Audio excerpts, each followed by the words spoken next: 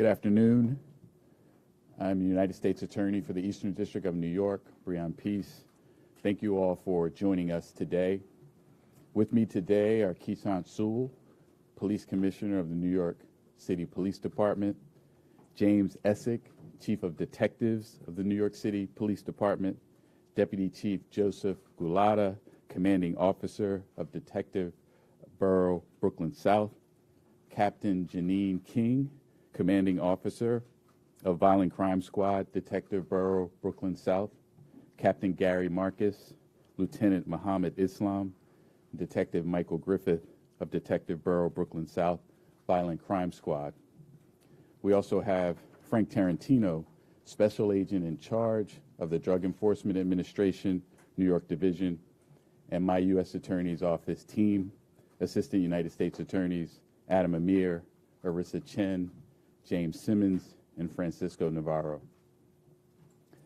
We are here today to announce the arrest and charging of 4 defendants, David McCann, Tahaji Jones, Raymond Minaya, and Calvin Tabron, for trafficking over 50 firearms, fentanyl, and crack cocaine in the Canarsie neighborhood of Brooklyn. This is one of the first prosecutions in the nation and the first unsealed indictment in New York under the Bipartisan Safer Communities Act, the first federal statute specifically designed to target gun trafficking, which was enacted by Congress in June 2022. The charges brought today exemplify how the Bipartisan Safer Communities Act can be used as an effective tool in our continued battle against gun violence that plagues communities in Brooklyn, across New York City and Long Island, and across the nation. These charges and the arrests made today are the culmination of a significant investigation into gun and narcotics trafficking occurring largely in and near the Brookline Houses public housing complex in Canarsie. The defendants sold an NYPD undercover officer over 50 guns, some shown on the monitor. The defendants, of course, didn't believe that they were selling guns to a law enforcement officer. They thought they were selling these guns to a drug dealer. The undercover officer told the defendants that he was a drug dealer who needed guns and that he was also going to resell some of the guns. And despite this knowledge, McCann and others continued to sell large quantities of guns and drugs to the undercover officer without hesitation. Some of the firearms were made from ghost gun kits. Certain of the guns sold had a defaced serial number, which makes it more difficult for law enforcement to trace them. Several of the guns trafficked by the defendants have been linked to law enforcement to prior violence in Brooklyn. For example, one defendant, Mania, sold the undercover officer a gun that was used in an August 21st, 2021 shooting in Bedford-Stuyvesant, during which armed perpetrators shot into a large crowd of people who were gathered for a family day celebration. And in total, 8 people were shot. Another gun sold by Mania to the undercover officer is linked to a December 18th, 2021 shooting of an individual in Canarsie in the block surrounding the Brookline houses. That individual sustained multiple gunshot wounds to his body, including his right hand, shoulder, neck, and the base of his skull. This investigation revealed that the defendant, Breon, would often purchase 3 or 4 guns from retailers in Virginia Beach and Lynn Haven, Virginia, for the express purpose of bringing those guns to Brooklyn to engage in sales set up by his co-defendants. And while engaging in the gun trafficking conspiracy, McCann and co-conspirators also sold more than 1 kilogram of fentanyl to the undercover officer. And McCann and Mania also engaged in a narcotics trafficking conspiracy in which they sold over 100 grams of crack cocaine to the undercover officer. The defendant's drug and gun deals occurred primarily in vehicles outside of homes in Canarsie. Almost all the deals occurred in the afternoon and in broad daylight, with the dealers sometimes boldly walking down the street, public streets, carrying bags of dangerous weapons right by residents. And many of these transactions took place during the day in the summer at the Canarsie Pier, which we know is a popular recreational area where scores of Brooklyn families picnic and play with their children in the playground. The evidence of the defendant's involvement in this case and this conduct includes video and audio recordings made by the undercover officer during gun and drug sales, text and telephone records, surveillance, GPS, and social media, which shows the defendant's whereabouts at particular times, and physical evidence, including firearms, ammunition, and drugs. And additionally, when agents arrested one of the defendants in Brooklyn this morning, he was in illegal possession of 2 handguns, including one with an extended magazine. The defendant threw one of the guns out of a window in an attempt to hide it, but agents recovered both guns at the scene. By charging the defendants today, our office and our law enforcement partners have interrupted a network of firearms traffickers that endangers our community. Prosecutions of gun trafficking prior to the enactment of the Bipartisan Safer Communities Act relied on statutes concerning unlicensed sale, transport, and delivery of firearms, and false statements made to firearms dealers. By using the new law in the charges today, we're able to streamline those prosecutions by charging firearms trafficking conspiracy as a standalone federal crime. This charge also comes with increased penalties should the defendants be proven guilty. As the first prosecution to utilize this new legislation in New York, and one of the first in the country, we are demonstrating that we are prepared to use all the tools at our disposal, new and old, to combat gun violence. And reducing gun violence will always be one of the foremost priorities of this office. Now, I'd like to give special thanks to the NYPD and the officers on this case, and especially the undercover officer who displayed extreme bravery by repeatedly engaging with the defendants to take over 50 guns off the street. I also want to give a special thanks to the DEA and the ATF for their work on this case as well. And lastly, I just want to thank the team from my office who worked tirelessly to protect the community every day. I'll now turn it over to Commissioner Sewell. Thank you. Good afternoon, everyone, and thank you for being here.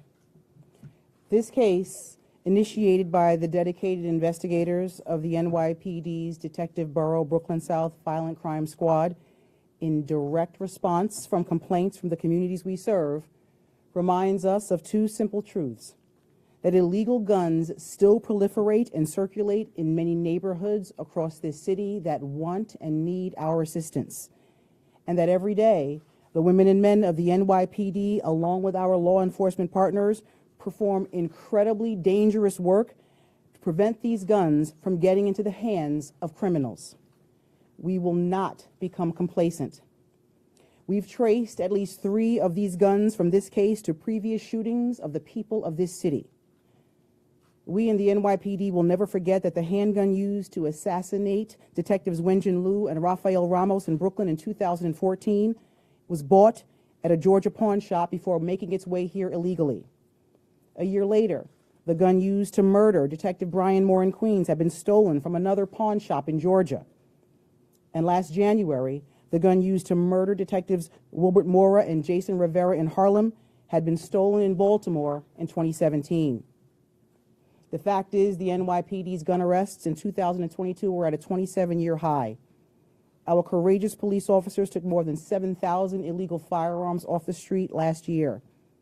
Yet as we see thousands more illegal guns continue to flow into this city year after year from other states. So every day, NYPD officers with our partners will continue to interdict, interrupt, investigate, and hold criminals accountable. New Yorkers in every neighborhood should be free from fear and tragedy related to gun violence. This is why we engage in precision policing. It is why we collaborate with the DEA, the ATF, out-of-state police departments, and prosecutors like the US Attorney for the Eastern District, Breon Peace. Every illegal gun seized, every shooting that does not occur, every homicide that never happens is another realization of the public safety focus of the NYPD.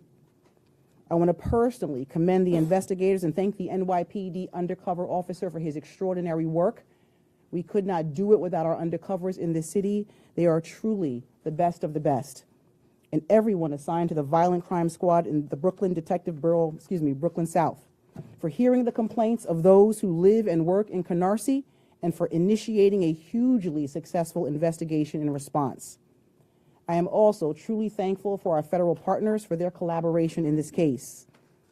It takes all of us working together across multiple agencies and in concert with the people that we serve to attain the results that we did today. So thank you to the New Yorkers who reached out to us. Thank you for the information that you shared, and thank you for helping us keep this city safe. I want to turn it over to the DEA Special Agent in charge of the New York office, Frank Tarantino.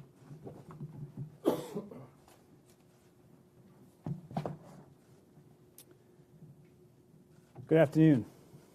Thank you for being here. I would like to follow up on what U.S. Attorney Peace and Commissioner Sewell just mentioned. The Bipartisan Safer Communities Act and groundbreaking legislation is a great tool that the DEA New York Division, along with our local and federal partners, intends to use to address the most significant threats to our communities and to our citizens: guns and drugs, the primary drivers of violence and death in our city. The DEA has long established the direct link between gun violence and drug trafficking, and the New York Division is clear-eyed and laser-focused on driving down drug-related violence and drug poisonings in New York City. And we aim to accomplish this by targeting the most significant drug trafficking organizations and drug traffickers like the ones mentioned today in this indictment and holding them accountable for causing the most harm. Through this investigation, our investigative team of DEA, NYPD, and ATF seized over 1.5 kilograms of fentanyl powder. This is the equivalent of 114,000 potential lethal doses of fentanyl off our city streets. Additionally, our investigative team seized nearly 1.5 kilograms of fentanyl-laced crack cocaine. These two seizures, along with the removal of over 50 illegal guns off our city streets, saved lives. Our tough work and vital mission has never been more important than it is today. And this investigation is a great example of the dedication, commitment, and teamwork that exists in New York City. And a great deal of credit deserves to go to the undercover and the violent crime squad of the NYPD. The NYPD's dedication and commitment to the community is present every single day. But their response during this situation illustrates the urgency and speed in which they intend to meet the threats against our New York City residents. The DEA is equally dedicated and committed to keeping our community and our citizens healthy and safe. In fact, the DEA's mission is, and will continue to be, to save lives. Thank you. I would like to turn it over to Chief Essex.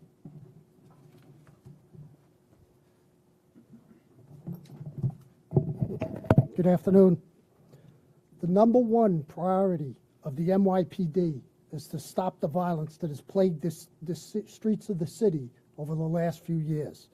In order to accomplish this mission, we have a multi-layered plan which includes stopping the flow of guns coming into the city, arresting persons carrying or using guns in New York City, and getting a successful prosecution. This long-term case and others to follow sends a powerful message. If you traffic guns into New York, you will face severe penalties. Gangs, drugs, and guns are a scourge in New York. This case targeted 3 elements and hopefully will have a significant effect on future violence. Last year, we saw a significant drop in violence from the previous year.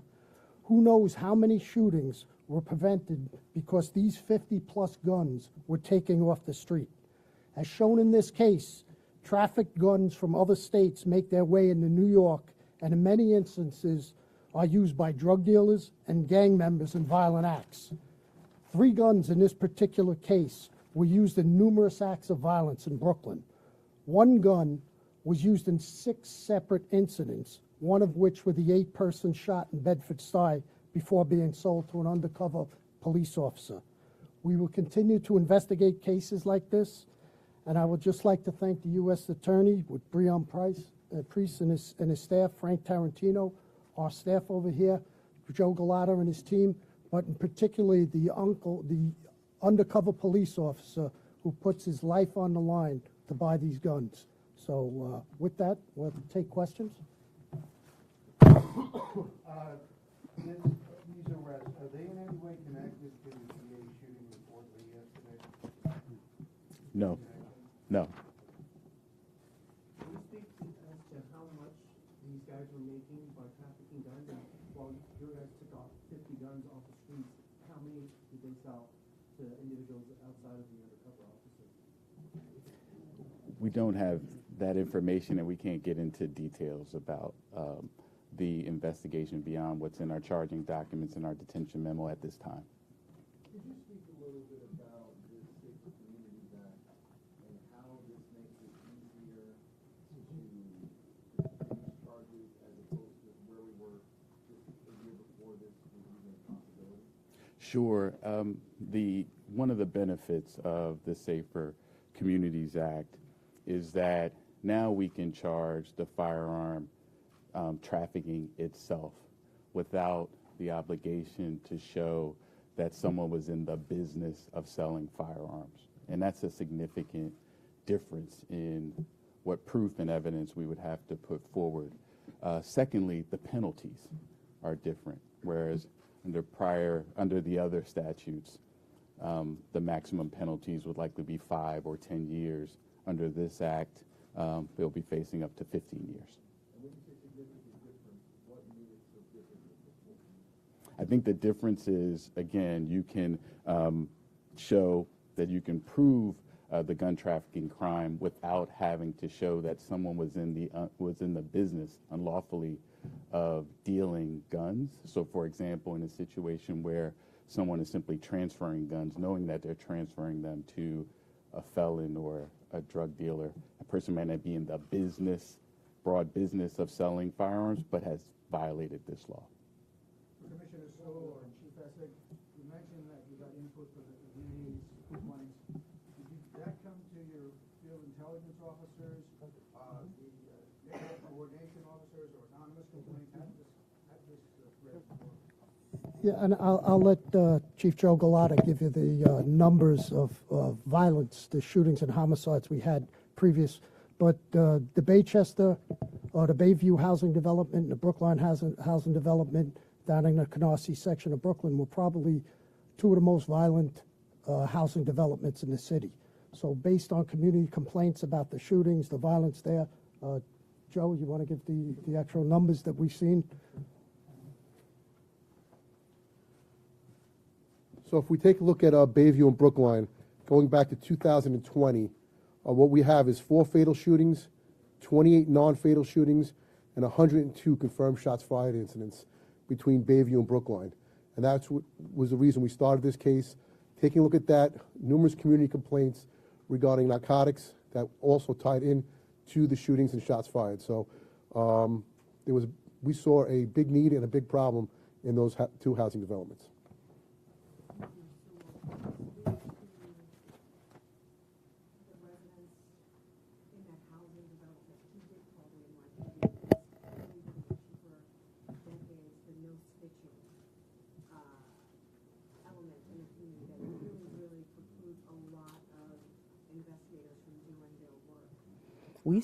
I'm sorry. To the bravery or to the mindset of those people, and what would you say to others to encourage them to do the same? Well, we cannot do anything in this city without our communities. And all across this city, we are hearing more and more that people want the police to do their jobs, to be able to stop the crime, to be able to stop the violence. And so we appreciate wholeheartedly the community members that came forward to give us this information. And we encourage more people to work in collaboration with the police department, because the police are the community. We want to make sure we're safer. Without getting beyond the 4 walls of the indictment, can you say a little bit more about when you recognized that this was part of a pattern? Instead of taking what could have been a case to the Brooklyn DA, what made it transition into federal, and when did it sort of become clear that there was this nexus to Virginia and all that? I think I can say, without going beyond the indictment, that there was a belief based on the investigative work of the NYPD and DEA that the defendants were involved in trafficking. And so once you have that potential, you put in the work, as these law enforcement officers did, to understand the network, infiltrate it, interrupt it, and bring it down, which is what happened in this case. Last question.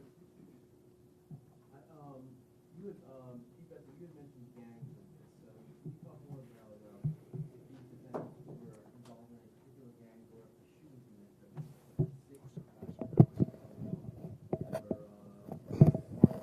Specific gang rivalries or warfare? Who were the players? Yes, that particular shooting with the 8 people shot, we know that gun, the arresting person in that was what we know as a Kakibama bully, who was from the Unity houses over in East New York. And their intended targets were the Hooli gang over in the Bedford-Stuyvesant section. And when we look at the ballistics matches to the other incidents, while there are no arrests on that, the investigation is still ongoing. We know that they are gang areas. We know there's gang activity in the Bayview houses, in the Brookline houses, and we'll be able to piece that together now, where the gun comes back from, and the investigation continues. Thank you, everybody.